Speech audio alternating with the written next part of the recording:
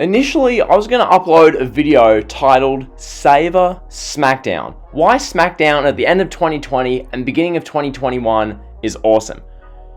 That's what I was going to do initially, but then I did some thinking. I sat back and really thought about SmackDown at the moment, how SmackDown's been for the last few weeks especially, what they're doing well, what they're not doing well. Would I be keeping my integrity and objectivity as a content creator if I uploaded a video saying SmackDown is awesome, when the last 2 to 3 weeks, it really kind of hasn't been. It's been just it's been alright the last few weeks.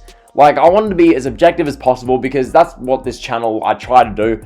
Okay, I try not to have some agenda on this channel. I'm not one of these creators who's so pro everything WWE does and so anti-AEW or so anti-WWE, pro-AEW. I try and keep it pretty objective on this channel. So with that stuff all considered, or also like the video, subscribe, all that kind of stuff.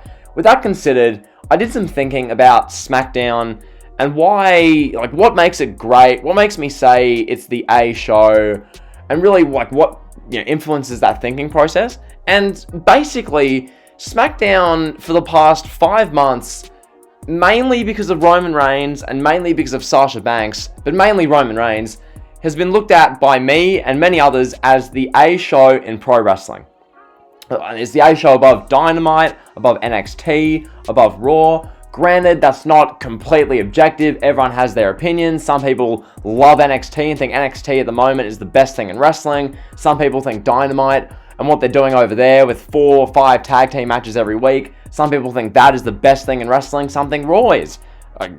God forbid if you think that, but nonetheless, people think Raw is the best show in wrestling. There's, you can count them on one hand, but those people exist. So, with that being considered, generally speaking, SmackDown is the most overwhelmingly liked, most overwhelmingly consensus A show in pro wrestling at the moment.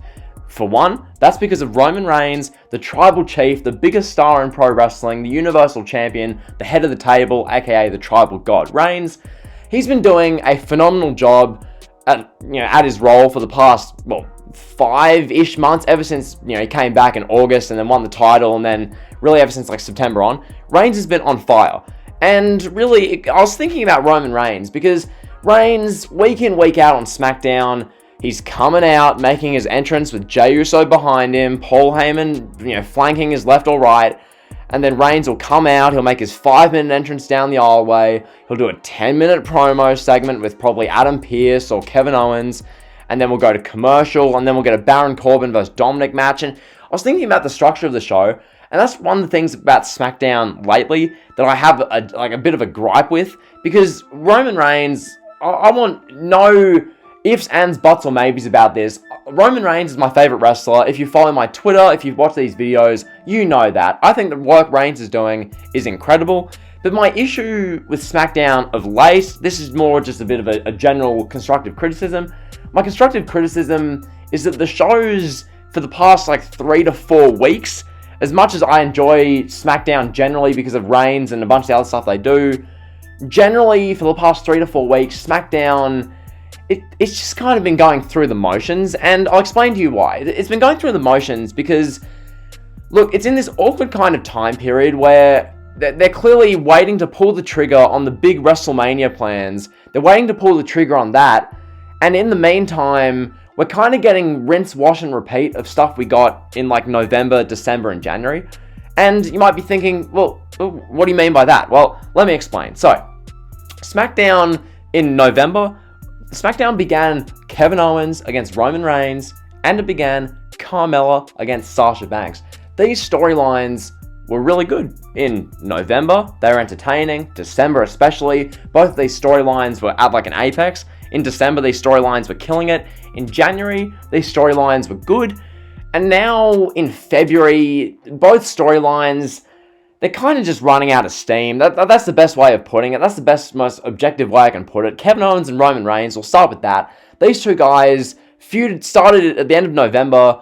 They've had 3 matches since the feud began. Kevin Owens is 0-3 in the matches. Now, granted, obviously, Jey Uso, Paul Heyman, they've been involved in the matches. They've been screwy finishes, etc. But that doesn't change the fact that Kevin Owens hasn't beaten Roman Reigns once, and we're now in February. Okay? So, like, with that considered, Kevin Owens is the top challenger to Reigns. He has been for 3 months now, and he hasn't beaten him once. It's feeling more like a nuisance that Owens is still around. And I've seen people say, oh, that's the long-term story of it. And, okay, sure, long-term storytelling, that's great. But there comes a point where there's long-term storytelling that's really making the show better, and then there's just doing long-term storytelling for the sake of it when it's making the show not as good as it could be, if that makes sense. Reigns and Owens continuing in February of 2021 is the latter. Okay, Reigns and Owens, yes, they're not technically having another match as of right now. Yes, Owens could win the Chamber and we could get Reigns and Owens again, Reigns and Owens Part 4 at the Elimination Chamber. We don't know, but nonetheless, that whole thing's going on. It just needs to end. Like, that's the fact of the matter. Then, Sasha Banks and Carmella. As funny as it is watching Sasha Banks, like, seduce Reginald every week, it's kind of run its course. Like, the Sasha and Carmella stuff, Carmella's great. Like, genuinely, her gimmick, ever since she's come back, has been, like, really good. It's a distinctive entrance. It stands out. She has a good character. She actually, likes, you can tell she's like a sports entertainer, a performer. She's not afraid to really, show herself off and all this kind of stuff for a character and all that. It works out really well. So that's Carmella. Sasha Banks doing a great job as a women's champion. So with that being said, those two have been feuding for now, ever since November. We're now in February. They're still kind of feuding, I guess. It's still going on, and it's like, Carmella hasn't beaten Sasha once. Like, why should we take that seriously? So, both of the main storylines are still kind of just going on, and that same thing is, going right down the card. That same SmackDown thing of storylines have been going for months, are just going and going until we get to, like, the heart of WrestleMania season in March.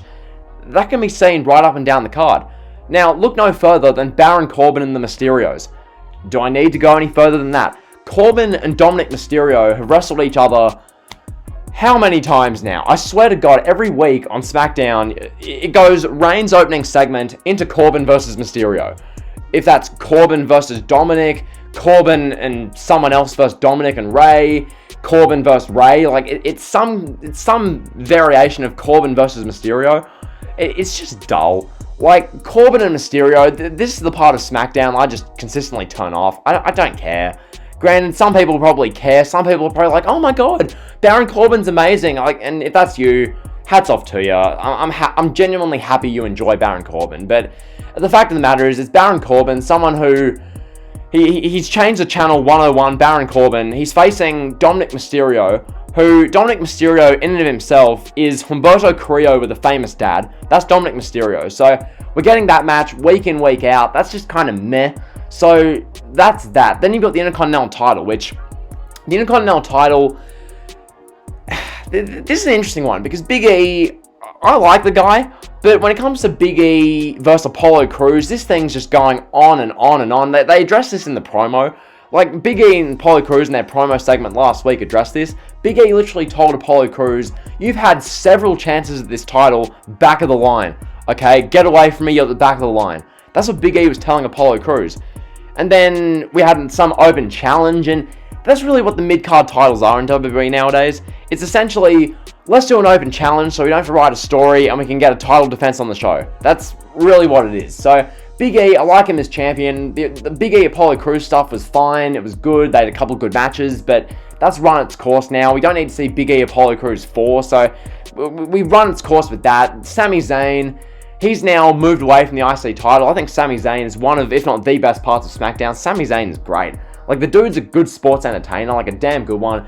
Like, back in the day, like, 3, 4, 5 years ago, I was just not a fan of Sami Zayn. This guy was, no psychology 101, indie, vanilla midget who can cut, he can do great matches, mediocre promos, wrestles great matches without psychology. And when I say without psychology, I mean moves like that move where he jumps through the ring post, does the spinneroo 720 DDT onto the floor. No psychology whatsoever. But nonetheless, Sami Zayn nowadays is amazing. I really like him. He's now kind of moving on. So yeah, that's kind of good. And then the rest of the show, there's always the Billy Kay, Ruby Riott, Liv Morgan segment. That's fine. It's kind of rinse and repeat at this point. So basically, to sum this up, also one other thing, the tag team division, there is no division. It's Ziggler and Rude aka Rudolph, aka the Dirty Dogs, aka like a C-Tech, D-Tech, D-Generation X. That's Ziggler and Rude. They're the tag team champions.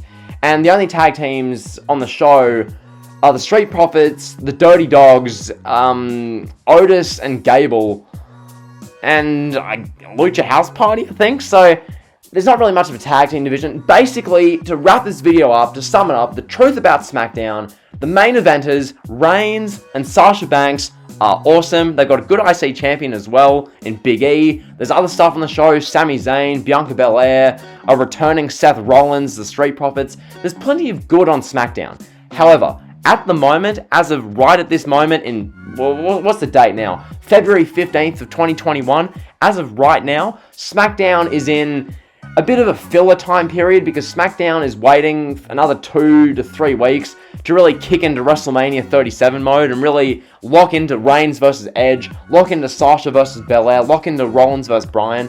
They're still waiting to do that. So at the moment, they're kind of just floundering, going through the motions, rinse and repeat of stuff we've seen for the past 3 months. That's where SmackDown's at. So as much as I love SmackDown and think it's awesome, I couldn't objectively say as of right now that what they're doing in February of 2021 is awesome because quite frankly, it's rinse and repeat of stuff we saw in December. So with that being said, if you enjoyed the video, like, comment, sub. You guys know the drill. See ya.